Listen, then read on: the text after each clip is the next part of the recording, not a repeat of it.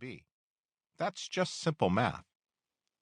Manufacturing leaders likewise understand that managing the bell curve of quality is crucial to profitability. Pushing more and more output into the acceptable range while reducing the number of defective products is the quality mantra. The difference between making a component only to throw it out versus having that same component available for sale has substantial effects on the productivity and profitability of the enterprise. It's as simple as that. The notion that variation in output quality represents a corporate survival issue is not new. 2 decades ago, Motorola Incorporated introduced a new language and process improvement methodology to the global management conversation with Six Sigma. At its core, Six Sigma is about reducing variability in processes and systems. Mountains of books, guides, and how-to manuals have been written on the Six Sigma methodology. In fact, a quick internet keyword search on Six Sigma reveals more than 2,000 titles in press today. An entire cottage industry dedicated to Six Sigma consulting has sprung up and flourished. By all accounts, Six Sigma has been one of the most successful management movements of all time. Not only has Six Sigma consistently produced positive results in the companies that have implemented it, but it also has had the staying power that other quality initiatives, statistical process control, TQM, and others, have lacked.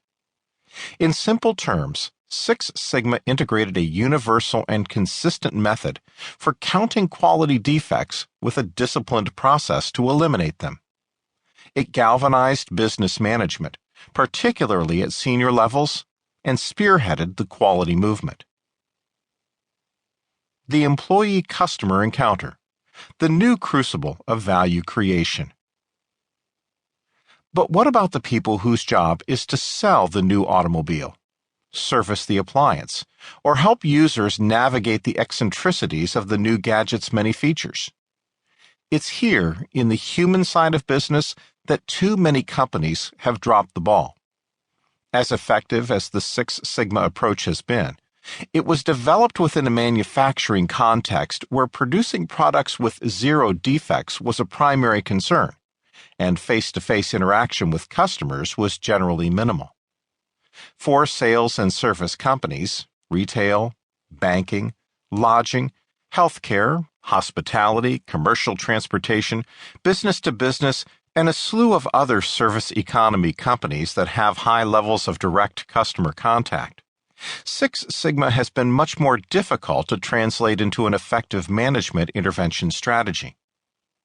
For several reasons, the Six Sigma approach is just not as applicable to the soft dimensions of organizational quality and performance, those dynamic human systems that encompass employee productivity and customer service. Though Six Sigma has proven to be an effective tool for re-engineering the mechanics of production processes and systems, it's more cumbersome and difficult to apply to, and arguably less effective at improving, the complex human systems that underlie organizational performance.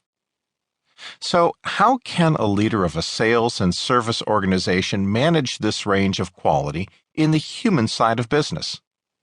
On the sales floor, at a hotel front desk, or even in a hospital room, the interaction between an employee and a customer, what we call the employee-customer encounter, is the new factory floor.